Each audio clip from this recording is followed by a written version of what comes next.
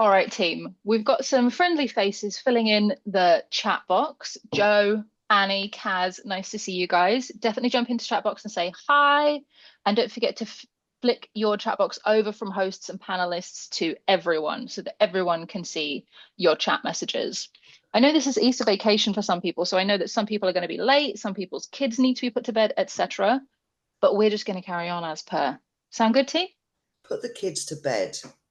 Definitely put the kids to bed. For this conversation, put your children to bed. Oh, am I not allowed to swear? No, you're fine. Go for it. Oh, okay. I won't swear as much as I swear in the books, though. I was thinking more around the like severed hands. That is not really a child-friendly Oh, situation. no, sorry. Yeah. See where my brain goes straight away. Am I not allowed to get drunk and swear on this meeting? No, you're fine. I think why ruin a habit Change of a the habit of a lifetime? lifetime. Yeah, I knew you were going to say that. You actually are getting to know me far too well, and that's a worry. Sorry, friend, but I would consider us friends now. Would you? Well, Would you? Oh, okay, maybe not. no, we're taking you clubbing, so you're coming clubbing with us.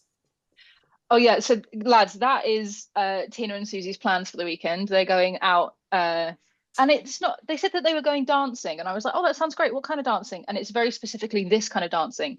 Someone's put out. Yeah, we're Yeah, going exactly. Joe out. is going, they're going out and I'm like, "Great, I'll be on the sofa." Yeah. No, we used to. Susie tore a ligament a few years ago, and it Because literally of too much dancing. pogo dancing. She was in the Oh my God. conservatory pogo dancing, and she thought, "Oh, tweak something here."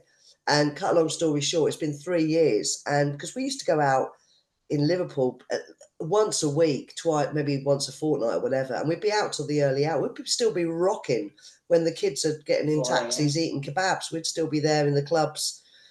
Because you never, you look at me so judging. I'm exhausted already. I'm exhausted just listening to you have this Oh, conversation. we love it. We're young at heart. Our Oh my bodies God. might be failing by the Literally, day. praise be to whatever is giving you your energy because I'm in bed by 9 o'clock. The love. Are you really? You're so young though. But then you work hard. Don't you? Yeah, dancing the night away. We're allowed to read these out. These little messages are popping up. I love Yeah, that. 100%. Okay, so these are some of our readers. We've got Joe, we've got Kaz, we've got another Joe, we've got Kaz, we've got Annie. People coming in left, right, and centre. Kaz Brilliant. says, "I'm Scottish, swearing is mandatory." Get in. I'm happy now. I'm See? happy. Yeah, fantastic. Liking that. And team who are on the call, you will know that I usually have my thrills and chills mug. I'm not even sure where that is. I think it might be in the dishwasher. But Tina has provided me with my very own Play with Fire mug. Don't be too jealous. And turn it round because Mm. others of the best character in the books, Maud, says I love Maud on the other side. What more could you need from a good drinking receptacle? Exactly. But I bet you've got something alcoholic in yours. I've just got random coffee. A Absolutely, I do not.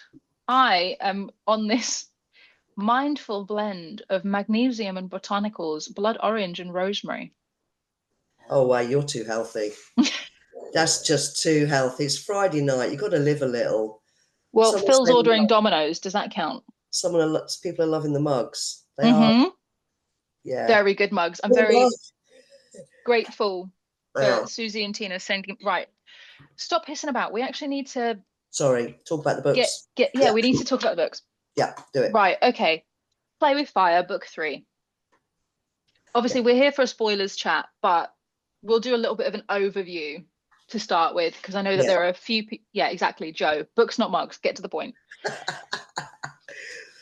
This is the first time that some of these people have met Sheridan and Anna, and they Yeah. have been blown away by them.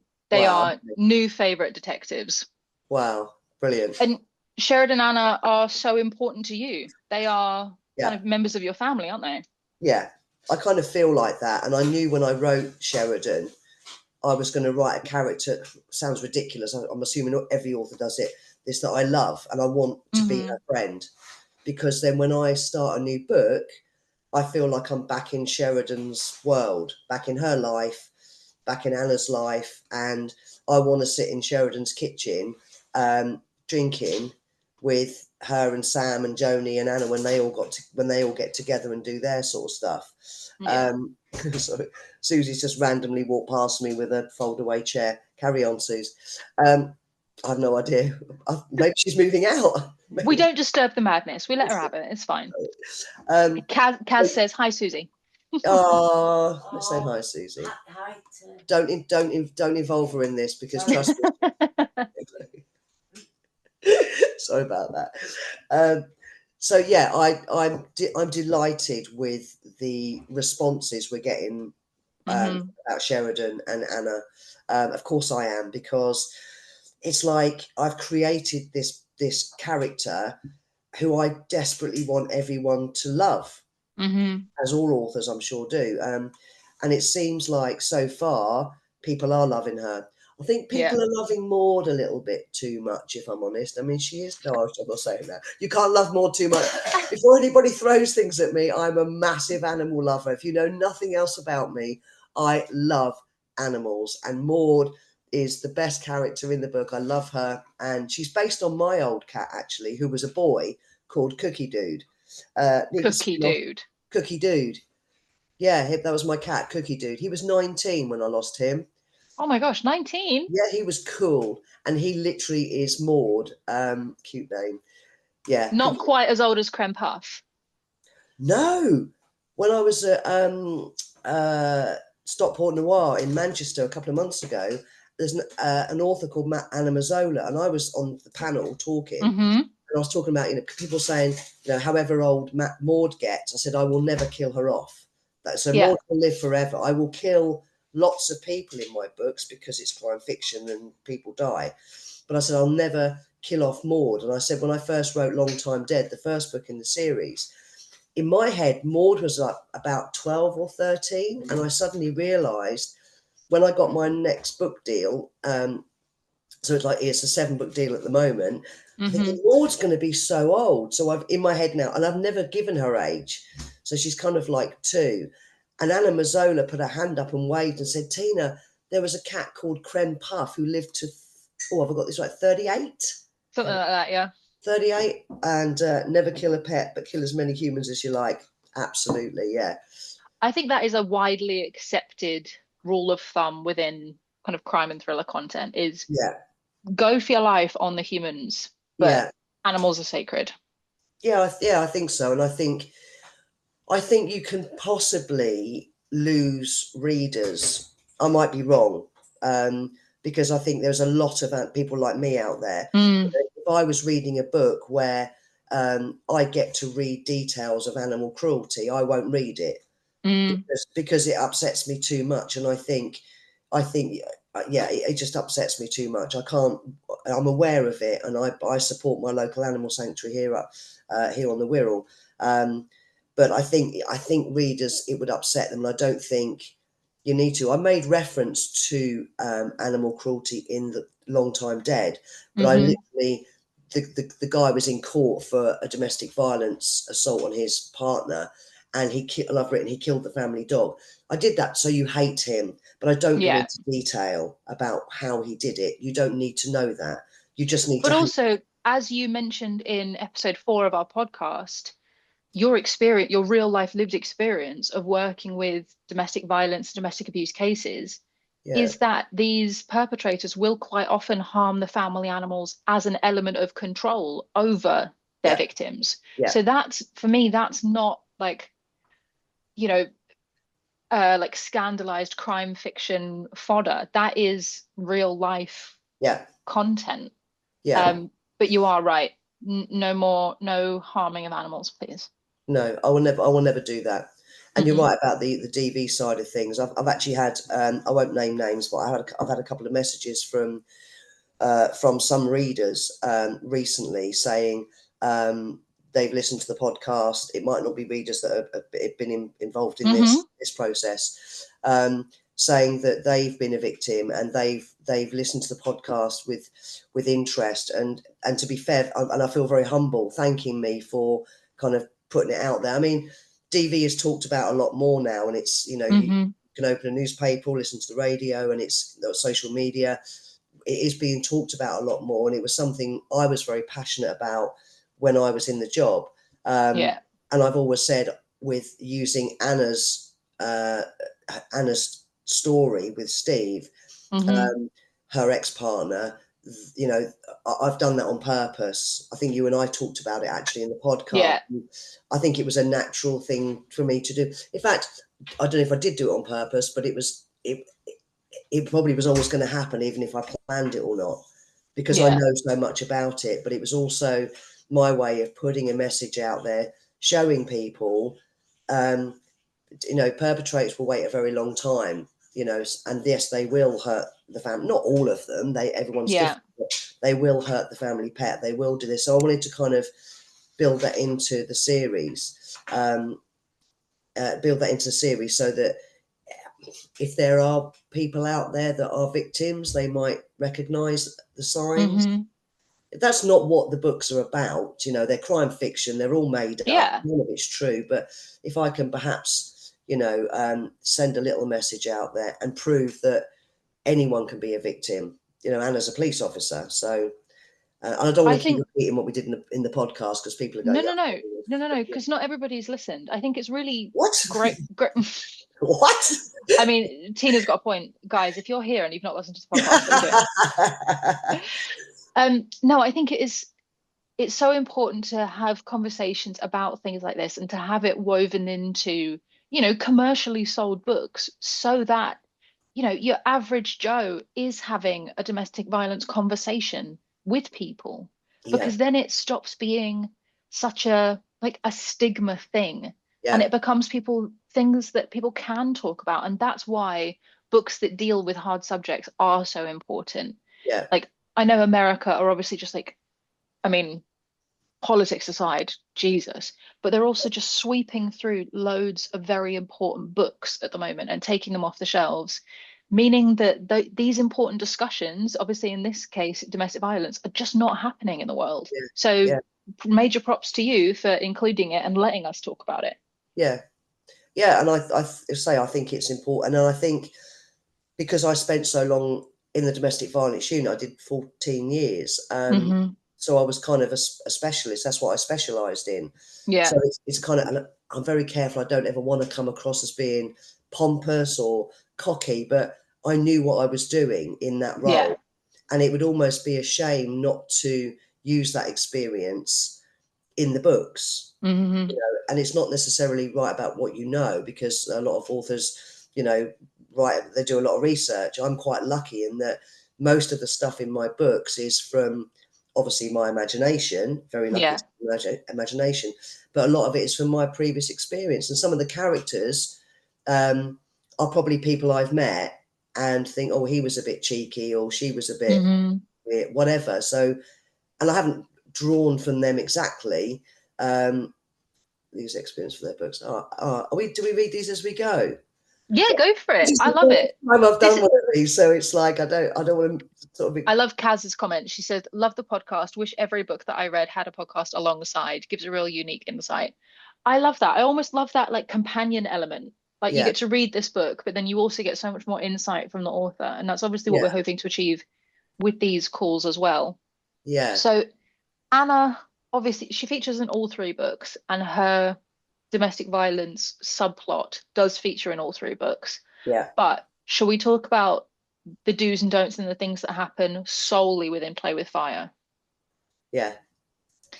So, once again, the Tina Payne prologue. The Payne prologue, it's quote on like puns aside, it's an explosive prologue, and it's something that you do so well. Right. And you write your prologue and you go, have that, Yeah. have that. And then you spend the next 400 pages like filling in. Yeah, look, Kaz says the prologue, Joe says the prologue was insane. Okay. And you do this in all your books, and I love it. I love that I can come to rely on you for this Yeah. just like brilliant prologue, and then you spend the next kind of gaps filling in. Yeah. Obviously, now we know how the prologue fits into the story, Yeah. but where did it come for you in the planning of this story? The prologue. The prologue and that like slightly more kind of political twist about it. Well, the prologue. and anyone that's listening to this, Lex will ask me questions, and I'll go off on a complete tangent, and then she'll remind me at the end what the question actually was, and we'll bring it all back. We've done a few of these, so I apologise if I thingy, but the prologue actually came from many years ago. Many years ago, I did a creative writing course, just a night course once a week, and it was fine. And again, please don't take this wrong way. It wasn't the right course for me, and I didn't really gain a lot from it. But what we used to do every class was the teacher would give us like 3 words or a picture and say, go off and write a 500-word short story about this. So I'm going back. It's got to be 20 years ago. So she showed us a picture of a little girl and her mum walking down the street in black and white picture. Could have been anywhere in any time period. And so I wrote basically the prologue. I didn't put in that it was Liverpool because obviously I hadn't written the books then. And she, the little white face of the little white face, the little hands moving around. And I tried to make it sound like it was definitely a baby in the pram. And then obviously she pulls up. In fact, the original prologue, the woman's just walking down the road and there's a demonstration going on, and she's walking into the crowd, and she pulls the blanket back and presses the button, and boom. Yeah. So I had all these little short stories from this creative writing course that I kind of snaffled away. When I met Susie, and obviously we started the Sheridan Holler series. So Susie found all these little short stories, and she read that, and she went, "Oh my God." She said, "Oh my God, please use that in one of your books." So, and we then wrote Long Time Dead. I wrote This Ends Now. And then by book 3, by Play with Fire, she's like, you've just got to please use it. And I said, okay. So I tweaked the prologue, and I tweaked it to what you guys have all read. And then I literally did it and thought, how am I going to make that fix? I had an idea for Play with Fire as far as a woman goes missing, but has she set it up herself? Who's done it? And obviously you've all read the book. And so I started writing the book, still having this prologue sitting there. And then I thought, and I kept saying to Susie, I don't know if I'm going to be able to do this. I don't know if I'm going to be able to make both stories come together. Excuse me. I will explain to everybody that I've got a rotten cold. So I'm just swigging. She's telling us it's all cough syrup. It's not. Sympathetic on her. I've drunk so much of this syrup. I don't know if I suddenly just keel over. Death by cough syrup. Talk amongst it. I'm sure I'm not supposed to drink this much, but it'd be all right. Don't worry. Yeah, she says. Okay. So what was was that was that the question? Sort of, yeah. So you were talking about the kind of retroactive having to fit these 2 puzzle pieces together. You've got this amazing prologue. You've got Caroline's story. Yeah. How are you going to like click it together essentially in this puzzle piece? And spoiler, it worked. You did it. Yeah. And Gabriel kind of is the link, right? Yes. And I will say, he's our favourite. I love Gabriel Howard. Okay. And I'm hoping that the readers loved him as well. And I'm not saying any more than that.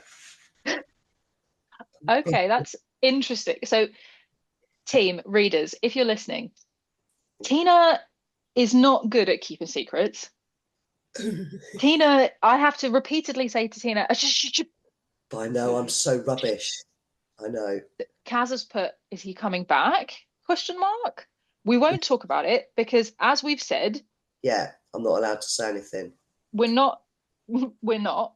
I love Gabriel, and I love that we spent so much of the book going, it's him, he's a baddie, it's him, get him. Going, no, wait, hang on. Actually, maybe you're all right. Maybe we like you. And there's a moment towards the end of the book that I really like, where actually Gabriel's not even in the scene. It's Sheridan. And Sheridan goes to see the 2 guys. And she realizes that actually they are just absolute assholes. And I think, I don't know, you're going to tell me that I'm wrong now because you've got this like photographic memory. But I think she's like pulling away in her car, and she essentially says to herself, go for it, Gabriel. Like, knock yourself out. Fill your fucking boots. Yeah, that's it. Yeah, That's it. That scene, I was like, oh, okay, here we go. Like yeah. Sheridan's recognized that Gabriel is actually like he's a good egg. He's a good. The reason I've got my phone is because I want to show you what I think Gabriel looks like. Oh, I love this. I And you're love. going to tell me how wrong that I am. Is this a famous actor or something you're going to show me? Um, quote unquote famous. He's just on like British TV. What is his name? What is his name? It's not like Graham Norton or something, is No, hang on. it? Right, you tell me what you think he looks like, and I'm gonna find this man. Oh, okay. Well, he's about 6 foot. He's quite athletic. Is he like your Thai boxer who starts off at 6 foot and then he's 8 feet Guy and then he's boxer 12 that, feet? that I took down on my own. Bish Yeah, bosh. that one. Yeah, tripped him over, and he's probably about six, because Sheridan's quite tall, so he's about 6 foot. He's quite sort of, he's not bodybuilder, but he's quite fit Mm-hmm. and a bit of a six pack, and he's got quite a chiseled face. He's got really nice eyes, and um, I think authors should do character art. Oh, okay, Character art, yes. okay, and he's got kind of short brown hair, quite a cool cut. Not as cool as my cut, obviously. Although mine's not brown anymore. Um, he's just a really nice looking guy, to be fair. Oh, so you've totally gone. No, no, no. I'm definitely agreeing with you. It's annoying me so much that I can't remember the name of this actor and I don't know how to look him up because I can't Okay, remember anything that he's been in. He's white, he's got black hair, and it's more of like a sweepy back length than it is. He was in Hollyoaks, but he's also in some crime dramas, and I think that that's why I'm thinking about him. Jesus Christ, why can't I find him in my head? I know. Someone's just popped up and said, "Oh, Warren from Hollyoaks." Warren.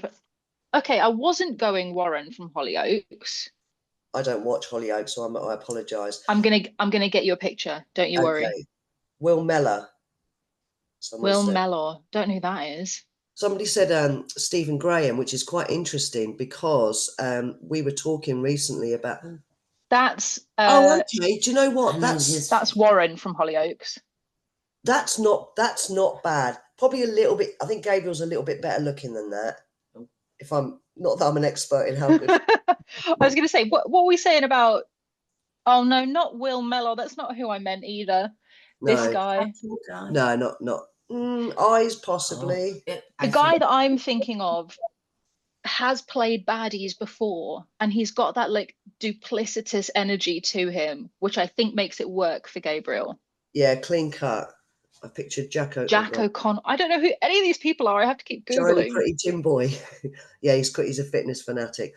But somebody mentioned Stephen Graham on the little pop up there, and Stephen Graham is probably, in my eyes, probably one of the best actors on the planet. I mean, Yeah. he's phenomenal.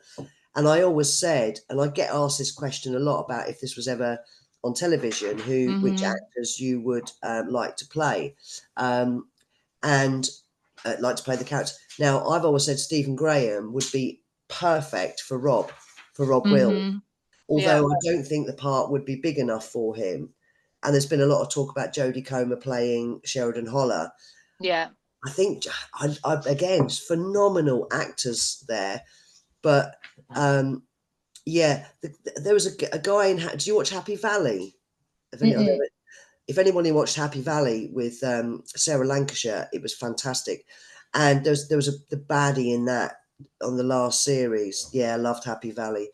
And I've said to you, Lex, very humbly, and it is humble when I say this, that the books, the Sheridan Holler series, are being likened to Happy Valley.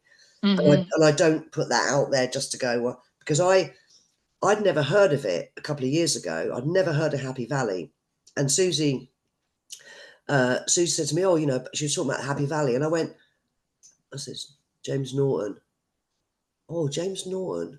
Yeah. James Norton is beautiful, man. Is he? Okay. Okay. I He need was to Google the baddie. recently.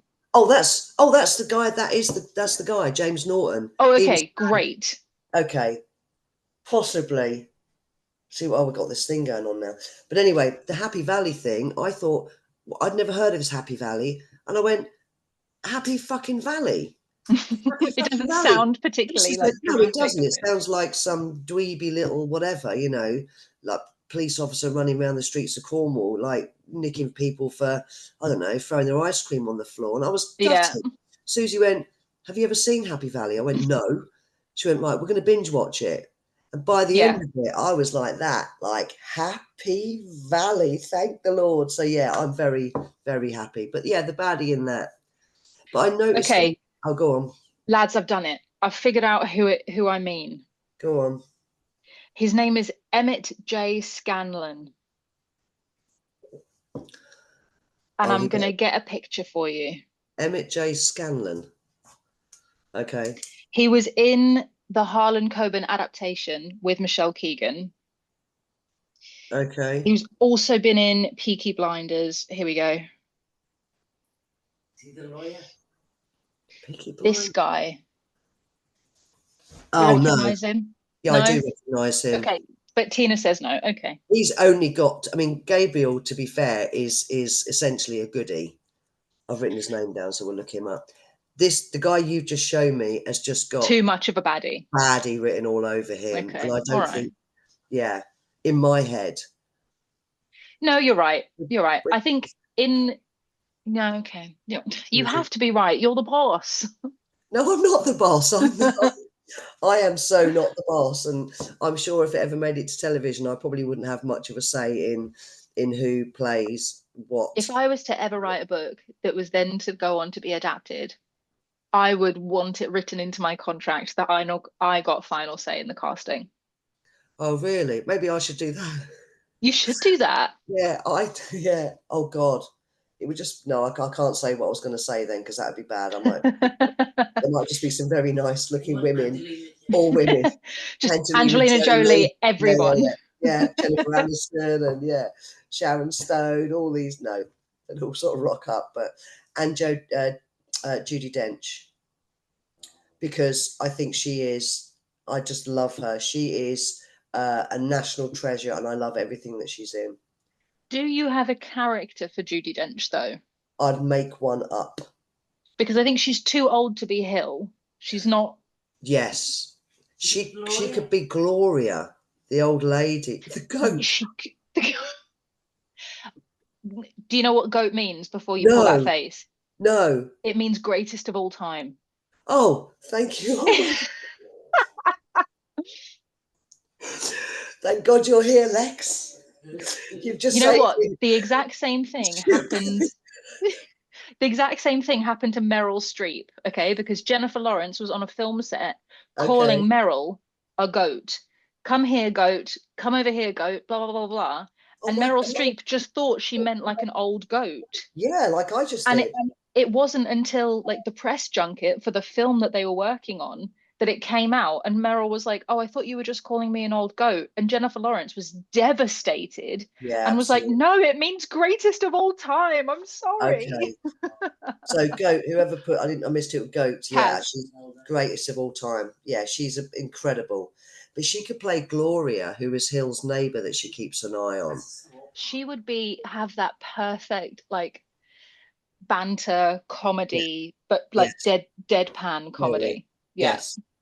Because Hill and obviously I've explained in Play with Fire because I have to sort of with the series, and I've discovered this recently. Yeah, the Gloria. Joe loves Gloria. Those bits made me Yeah, chuckle. it just shows a bit of Hill, a little bit of sort of her human side because we know the tragedy of her husband and children. Hmm. Um, but I want to. I've got plans for Hill.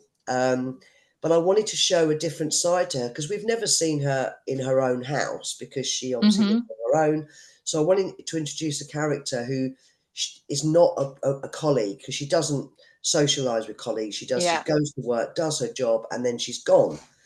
So with Gloria, it's kind of like they have this actual love for each other in a Hmm. weird way. I mean, Hill would probably do anything for Gloria. She's very protective of her. Yeah. And Gloria, kind of adores Hill as well, though they would never say it to each other. But it's this kind of, what are you doing here, you nosy old bat? Do you want a bit of cake? And Yeah. yeah, I'll have a cup They of tea. give me the impression that they will, like, they could slag each other off to the high hills, Mm, but if anybody else dare slag either of them off, yeah, yeah, then they'd burn them at the stake. yeah, absolutely. Yeah, Like, absolutely. it's very familial Yeah, without actually being family. And I yeah, love that. I hadn't thought about that, but of course, Hill doesn't have a family to go home to. So you yeah, have to put her in a different situation so you can see her outside of work. yes. And that was not the only way I thought, but I thought introduce this character, like I say, so you can see Hill outside of work to see what she's always got this. She's always quite stoic, Mm. She's a and hard ass at work. Yeah, she is she's got a to hard get ass. shit done. She's got a tough job. Exactly. She's softening a little bit. I mean, I've just finished book 4 called, and I haven't just finished it. I finished it a while ago. I'm editing it, called Count the Dead, which is out in November.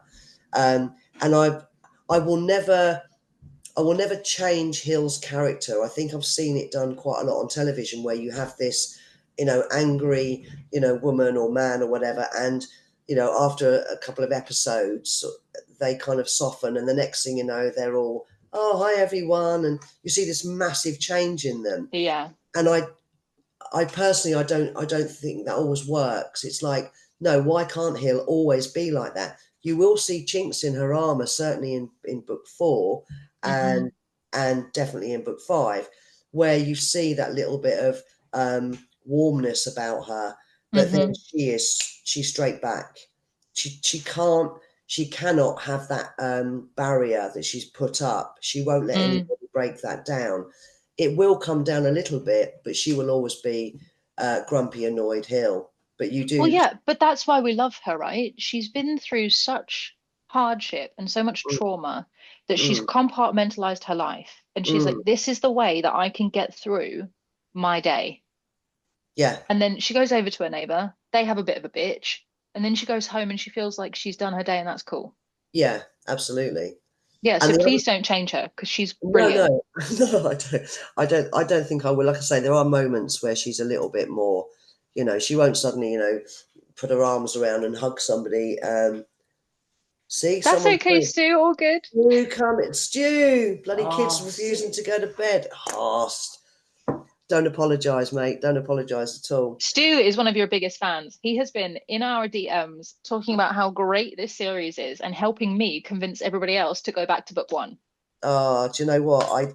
Yeah, can I? And I think I don't know if I've said it yet, but I know it's a lot's been going out on Instagram, obviously. And for anyone that's listening in right now, I am so sorry. I am on Instagram. I don't know how to use it. I've had one lesson with Susie's um, uh, niece, who's 18, a couple of weeks ago, and she wrote it all down, and I still don't know what I'm doing. So I know you've all been putting messages out there. I think I've tried to like them. Stu's been doing reels and Hmm. stories, and I still don't know what all that means, but I'm putting smiley faces on things, and trying to respond to everybody. So I apologize if I haven't followed you back or responded or done. I'm rubbish and I'm so sorry, but I will You're figure it not all out. rubbish. You're working on it. You're working on it. It's a work in progress. But I have to read you some of these messages. Okay. Yeah. Kaz says, first 2 books were purchased as soon as I had read the prologue for Play with Fire. Oh my God, really? Aisha says, I'm going to buy book 1 and 2 and take them on my holiday in June. I'm obsessed with Sheridan. Oh my God, wow, okay. And actually, I would love to just shout out Aisha for a minute. Aisha just got a brand new job and she's going to be a bookseller. Oh So wow. we are big congratulations for Aisha. She found Huge out congrats. today. She was like, "Oh, I don't know if I'm going to make the call because I need to find out this news." She found out the news. She got the job. Congratulations, Oh, Aisha. huge congratulations. Well done. That's brilliant. I'm so excited for you guys to read the prologues and the rest of the books for these two. Which one is it that is my favorite? Wait, hang You on. send now. Is it The You, Sends Now? I can yeah, never, because I read yeah. them so quickly. I can't remember which one. Yes, it was this one. And I'm not going to tell you about it. I will leave Tina to spoil her own books. No, I'm not. But I'm not talking anymore because I've done so. I've done like, oh, someone's just said they realised they have the first one on my Kindle. Yes, see, this is Wow. this is the dream. I feel like when you find a new series that you love, even Yeah, with, like, whether you start with book one or whether you find your entry point down the list at some point, the beauty of a series is that you've automatically got backup books to read. Like yeah, when you read the first one, you realize that you love the characters and you love the way that the author writes. Whether you're actually reading chronologically the first one or yeah, just the first one to you, you've got yeah. so many more books to read. Yeah, to go back, and I have seen a lot of the messages on Instagram for, and I know Stu said that a lot of people have said they've read or were halfway through Play with Fire, doing the read along, and they've gone straight back to pick up. And I know Hmm. not everybody's done that, and that's absolutely fine. It might be that they've read Play with Fire and thought, no, I'm done, thank you very much. But a lot of people have gone back to read the first two or to buy the first two. So Um, many people have. so, and that's that. Do you know what? That's really humbling for me, and I'm genuine when I say that. You know me, Lex. I don't say It things. shouldn't be humbling. It should be ego boosting. It should be the opposite of humbling. It Oh, should be okay. like, this is big, like ego massaging, surely. Is it okay? My ego's been massaged. I just don't do that ego thing. No, I'm humbled. It's taken a lot of work to get here, and I'm like, you and I have spoken about this. This didn't happen overnight. It took a Hmm. lot of work. It took a lot of rejections from agents. I got my agent. Took a lot of rejections from publishers, and now here we are with I've 4 books are written. I'm starting book 5. I've got a 7 book deal. People are now. It feels like now people are starting to kind of go, oh, I've heard of Sheridan Holler. Hmm. We talk to people when we go shopping, or I think when we were on holiday last week, and we were talking to somebody. She went, "I've read that, or I've heard of that," and I'm like, "Really?" She's like, "Yeah." Or people get their Kindle out and go, "Look, I've got it on my Kindle," and Hmm. it's just a weird feeling. It's You're just a becoming a weird celebrity. You're becoming a household name. household. Oh my God, can you imagine? Cher, Madonna, TM Payne. TM Payne. It's Aaron Madonna. Yeah, but do I look like I've had work done or something? No, clearly not. You know that that's not what I meant. I need well, I had my hair cut today, and my hairdresser, they put that thing around your neck to stop the hairs, Hmm. and I have to keep kind of like, because when she crinkles all my neck up, and I look like it looks horrible, so I have to keep pulling it. I look like a prune. Susie just said thank you.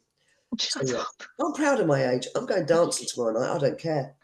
Oh my God. You like, I think you're actually 19 years old. With the amount of energy that you guys have, you're absolutely 19. Yeah, I am 105. yeah, you You, are. I'm okay with that. I don't mind. That's all right. Bed by 9. But listen, back to Play with Fire, Oh, because I have sorry. to Yeah, keep reminding myself that's why we're sorry. here. We're not Yeah, just here for a chat. We're not just here for a no, good time. no. Um, I love the trope, and you don't see it so often, but what I do love is the trope of a second family or like a hidden family. Right. And we have that here a little bit with Caroline and with her kids. Mm. Talk to me about that, because that was obviously one of the twists in this book that we were like waiting to figure out what was going on. You Yeah. spend so much of the book going, what, who is this led? What? I'm confused. Who are these people? In the pub, and then and this and that, and then talk us through it. Well, I mean, that was actually one of the hardest bits, because people that read my books will know that I'll try and lead you down one path, and then I'll turn it and Mm, say, well, actually, oh, that's completely not what I expected. With Caroline, I wanted to try and pull the wool over people's eyes. I think Stu Cummins has mentioned that the other day and said, like, I'm quite hmm. good at, I'm not good at a lot of things, but I'm quite good at pulling the wool over your eyes. I don't think Stu With said that. I don't what? think Stu No, said he didn't you're say not that. good at No, no, no. things. He didn't say that. No, he definitely not. But I say that. Um, but with Caroline, it's like I had to think of why she would do what she did, why Yeah. she would take herself off. And I wanted her story to be, sounds awful, because I'm a very happy, person. Hmm. And I wanted her story to be quite tragic. Yeah. But I also wanted you to think she was having an affair.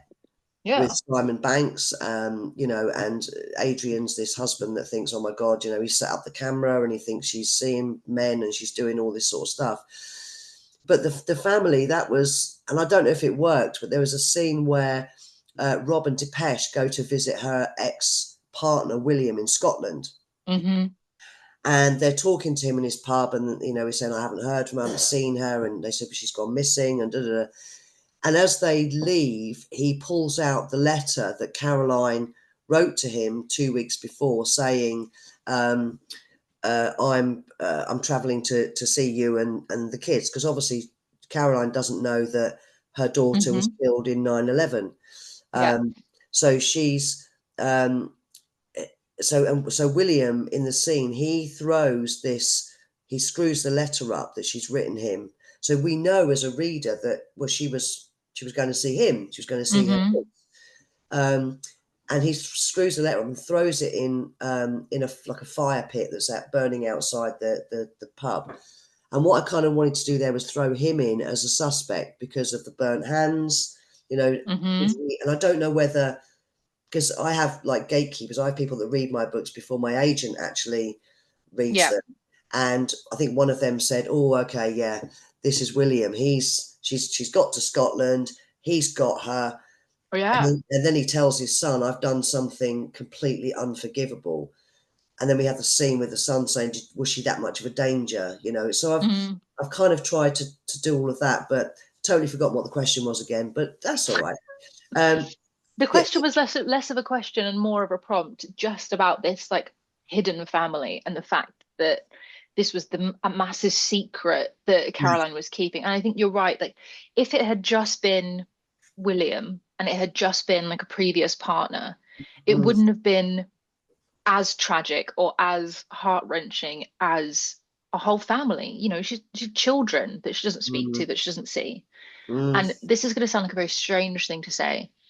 I really liked that the daughter passed away, Right, okay. because when we're talking to William and then we meet her son and we're like, okay, cool, her daughter is going to appear at some time too. And then Yeah, when she doesn't, you're yeah, like, oh my God, another thing that I just did not see coming. yeah. And my agent actually, when we were talking about, when I sent it to her and she came back and thanked me, she said she loved it. She loved, not in a weird, that sounds weird, that she loved that someone died in 9/11. I don't mean it like that. Of course I don't. But she I'm liked, with Brew. Like the way that you did it, the way that you mm, handled that was yeah. so clever and so impactful. I just I'm very careful not to generally include things that are happening in the world at the time these books are out, you know, sort of Hmm. historically. Yeah. And I know that quite a lot of authors have wrote books during COVID or have written books since. I know it's like a different subject. And they've included, you know, how the police had to work during the COVID pandemic and how we're all locked Hmm. down. And I think and I read a lot of readers' responses to that. And quite a lot of the time, it's like, we lived through COVID, and I know a lot of Mm. people lost friends and family through COVID, and it was a horrible time for a lot of people. Do we? Is it too soon to be reminded of COVID?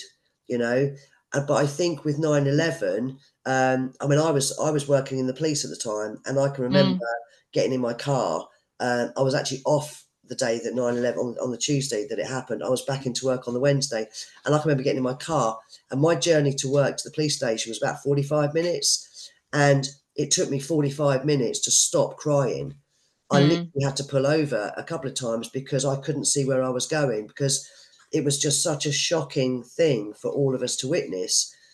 But we're kind of 20, you know, we're 24 years Hmm. on from 9/11.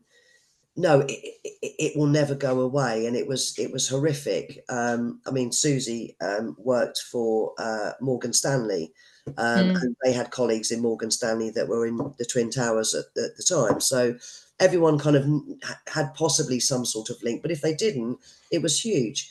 Um, but yeah, so I thought I wanted to include 9/11 somehow. Am I talking Hmm. too much? No, no, no. Aisha pressed the wrong button. She's raising her hand. Oh, okay. Um, So I think time has moved on. What I won't do is I probably won't ever talk about COVID in the books. I probably Mm, we are 2011 now, as far as the books are concerned, the one I've just hmm finished. So by the time we catch up to 2021 or 2020, hmm Sharon's going to be retired anyway. So that's why mm, I leave a gap now in the books of about 6 months between inquiries. So we're never going to hit real time. God, yeah. I've just talked for a long time about something that's probably people have No, I switched think it, off. no. I think it's really interesting, especially when you talk about 9/11 as a quote unquote historical. Just asked my partner to fill up my water bottle for me, so he's going to do that. Thank you, partner. Tina says, "Thank you, partner." Welcome. Um, yeah, like 9/11 as a quote unquote historical event feels so weird because I'm like, excuse me, that happened in my lifetime. It couldn't possibly be a historical event. Does that Yeah, mean I'm 100 years old? But then, yeah, of course, when you actually look at that was 2001. So yeah, actually, you're right, we are 20, 25 years later, yeah, which is absolutely wild. And I think you're right. With COVID, so many authors that I've spoken to, they've either gone, I'm going to put it in my books and I'm going to embrace it, or I'm going to completely avoid it. I yeah, don't often meet authors who dilly-dally in between. It's a very yeah, divisive topic. yeah, I have read some books that have had COVID in them, and mm, I haven't read a bad COVID book. yeah, Um, but what I will say is that it took me a while after the pandemic to feel ready to read about it in fiction. yeah, Because to your point, we just lived through that. yeah, Like that was a very traumatic, mm, dramatic period of our lives. Do we mm, then need to, as human beings who use fiction as an escape so much, do yeah, we then need to pile back into, thank you so much, yeah. do we That's then right. need to Yeah, pile back into something that we've just been through? yeah. And like you say, it's reading is obviously I only can talk about crime fiction. It is an escape. You Mm, know, like they say, why do a lot of women read crime fiction? You know, mm, I don't think there is an absolute answer to that, but from what I've read in the past and talking to people, women sadly feel vulnerable. You know, hopefully not all women. In every in every step of their life, every sort of minute of the day, but there are times when women feel vulnerable if they go out on their own mm. at night or whatever. Reading a crime fiction book where, say, a woman is attacked or whatever, reading that and then knowing that one, it's possibly based on truth, but it's actually made up. But two, if you're reading that crime fiction book, they're probably going to get the baddie. Yeah. You're probably going to get justice, and you certainly always will in my books. The baddie, hmm is that a spoiler? No, it's not. I don't um, think it is at all. yeah, it gives us ideas. That's why. Yeah. I think there are two schools of thought as to why women read crime fiction. And I think that is 100% one of them, is that more often than not, the baddie gets their comeuppance. Yeah. And I think the other reason that quite a lot of women read true crime, but also crime fiction, Yeah. is because there is this feeling of knowledge is power. And if I know, then I feel more prepared. Oh, okay. Like I've spent quite a lot of time listening to true crime podcasts, and that is a thing that a lot of people say. I don't ever expect this to happen to me, but I feel safer, even though I don't change anything about my day-to-day life. I feel safer knowing Yeah. about this or about how the case went or whatever. And obviously, what I'm about to say is absolutely not a crime fiction in any way. But have you seen Miss Congeniality? Yes, I have. Yeah. Of course I have. Sandra Bullock. Sandra Bullock, Yeah. great. And I can't remember the name of the man who plays the FBI agent opposite her, but Okay. wonderful. I know who Anyway, you mean. when she's on stage and she's doing her talent, she decides that she's going to show everybody how to fend off an attacker. And Yeah. she says, don't forget to sing. SING. Solar plexus, instep, nose, groin. And that is embedded in my brain Yeah. forever. Yeah. I was quite lucky. I did do some martial arts training as a kid, so I feel like I have that awareness anyway. But for people who are just going through their lives, Yeah, and in a world that we live in where unfortunately women are literally being snatched off the street, yeah, some tiny little piece of fiction that sticks in your brain yeah, that says to you, you know what, solar plexus, instep, nose, groin, yeah, yeah, yeah. it works. Mm, And having your baddies have that comeuppance yeah, is just as much of a comfort yeah. as knowing solar plexus, instep, nose, groin. I like that. Yeah. I've never used that. When I was a prisoner custody officer, we were trained on how to, if someone come up to you with a knife and all that sort of stuff. Mm, If someone comes up to you with a knife, um, I don't think any training, especially in the role that I was in, mm, would save me apart from trying to talk to them. yeah, I had a knife pulled on me when I was a store detective. I told you all about that, but well, it sort of pulled it out. But yeah, I just walked away. Just walked away from it. mm, I'm not gonna. There's no way I'm gonna be able to get that knife off this guy yeah. who was 7'8". No, he wasn't. That was get a knife off him and tackle him to the floor in the middle of a high street, restrain him, and say to someone, "Right, can you call the police?" Yeah, I'm gonna walk away. I yeah. wanted to It's run. I wanted to run. safer. It's the safest option. Walk away. Yeah, absolutely. So I love Kaz has put a comment in the chat box, and Mm, you're so right. So quite often in crime fiction, at least I would say up until maybe 5, 10 years ago, we were seeing male authors write about male detectives, and women were always the victim. excuse me. Yeah. And Kaz has said, we had a female victim in Play with Fire, but Tina has ensured that the main characters are strong female women with normal lives, which is so Mm, refreshing. mm, Kind of coming back full circle to what we said at the beginning of this conversation, some of my favorite scenes, not just in Play with Fire, but in the whole series, are when we're just chilling at home with the girls. yeah. Like we've got Sheridan, we've got Anna, and then of course we've got Joni and Sam as well. And it Yeah. feels like, yes, we're cracking open a bottle of wine and we're having to take out pizza. That feels like a Friday night that I want to be a part of. Yeah. And I think I like the fact that Anna can just kind of rock up. She's got Yeah. and play with fire. She obviously just comes. She said, I think Sheridan says to her, "Do you want to stay over tonight?" She's like, "Yeah, I'll be back in a sec." And the next thing, she's wheeling her little Yeah. suit. She's already had her bag in Yeah, her yeah. office. Like, I'm not saying it's Sheridan and Sam's bag. She knows, she knows that she can literally stay at Sheridan and Sam's, whenever she wants to.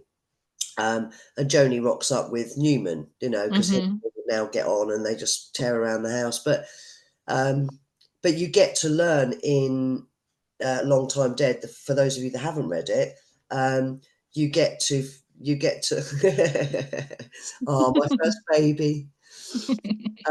How that all came about, how the four of them, obviously Sheridan and Anna, work together, and Hmm. Sam and Joni are best friends. But you kind of you find out how that all, Yeah, comes together. yeah, yeah, yeah. So I think I've had too much of this cough medicine. Am I making any sense?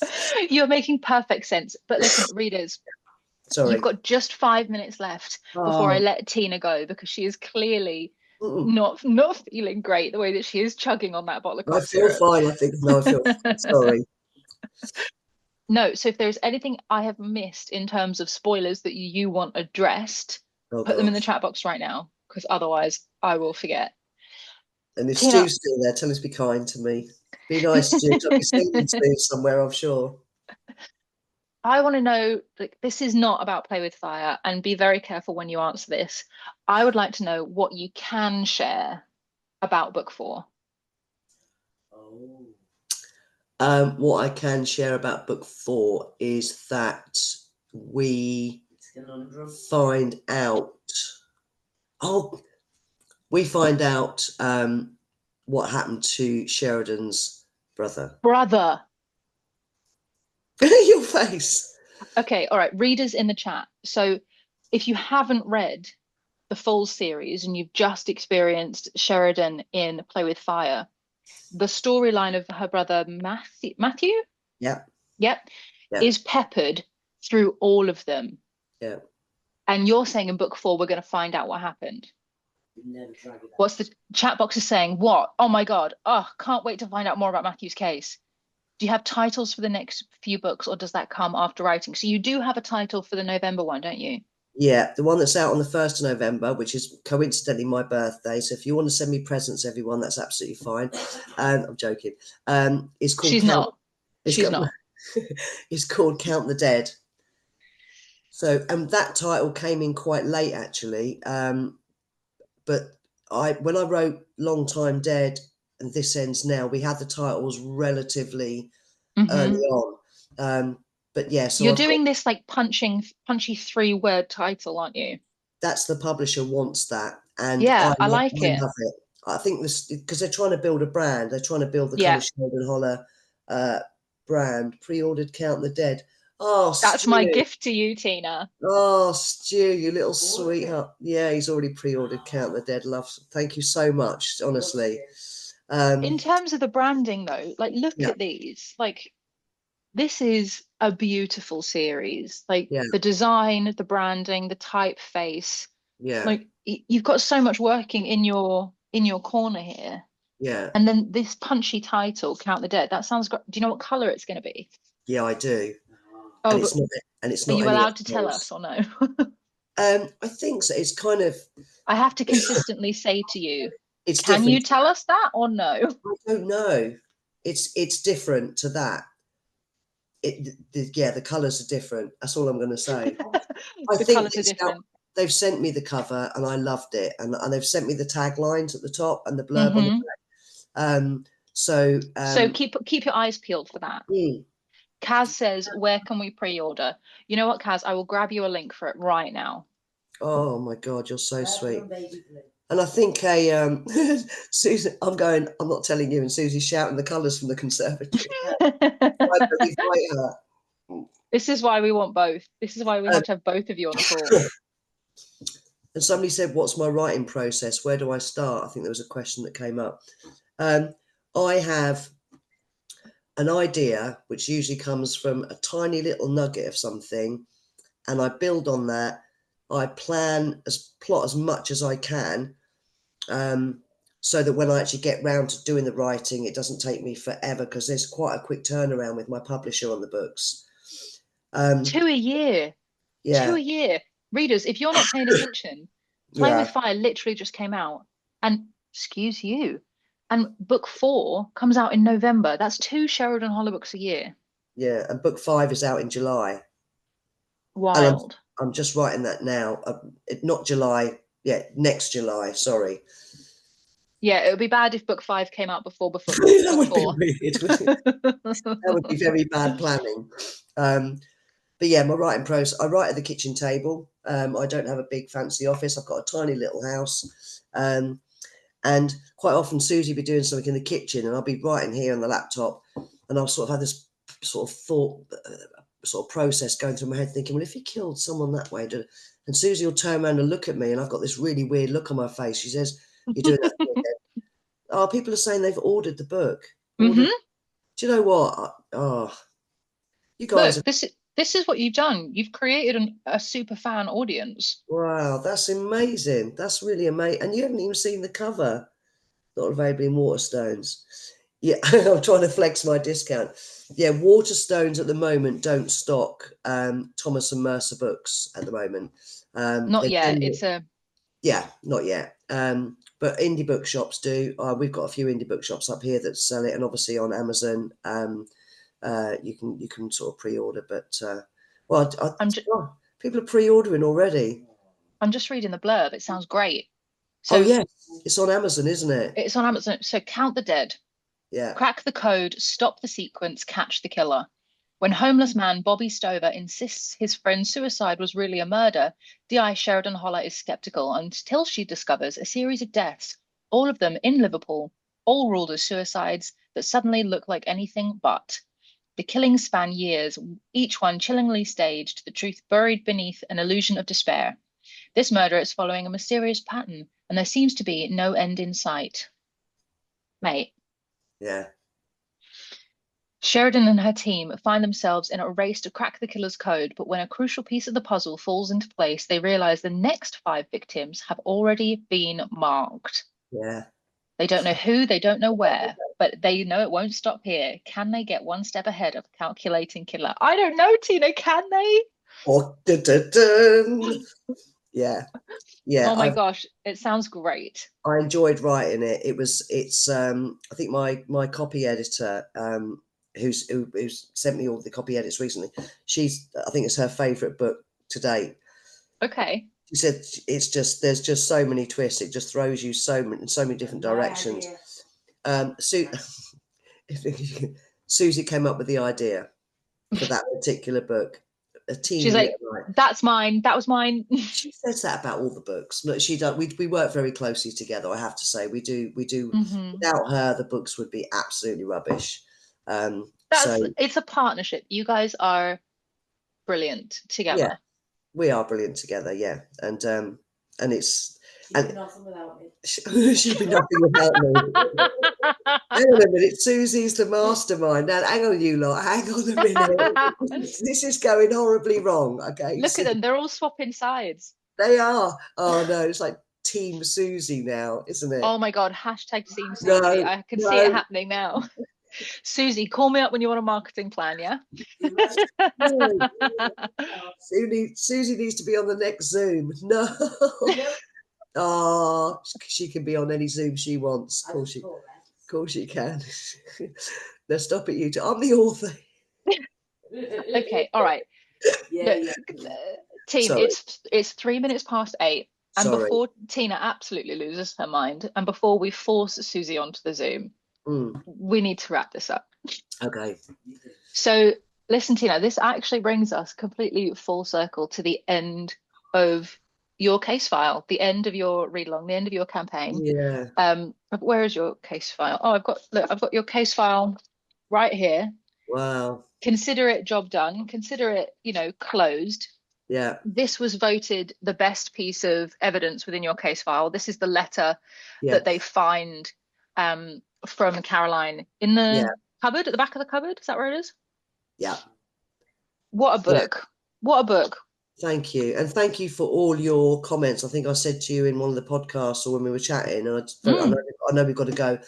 All the you guys on the read along, this has been a unique experience for me because normally I get to hear what people think at the end of the book, like when I get a review. But you guys gave me little insights as to where you thought it was going, and that's been a real good learning curve for me because some of you guessed quite early on it's Adrian, and so then some of you swung and thought, oh, maybe it's Gabriel. So to be involved in this, me as an author, has been absolutely fantastic. And all of you, and you're not so bad yourself, Lex, but the readers you've all been amazing, and I've loved watching what you guys have done. So thank you so much. And am I right in thinking that our readers' next opportunity to see you online might be as part of our showcase? Are you doing that? You are. Is that in May? That's 13th of May. So yeah. Readers, if you haven't got your ticket already for that, it's free. You just need to book your slot. Tina, we booked over 100 tickets within the first 24 hours of that event being live, and we haven't even announced you yet. What? Sorry, I'm sorry. What? Okay, yeah. We put the event online. We announced it online that it's happening. Yeah.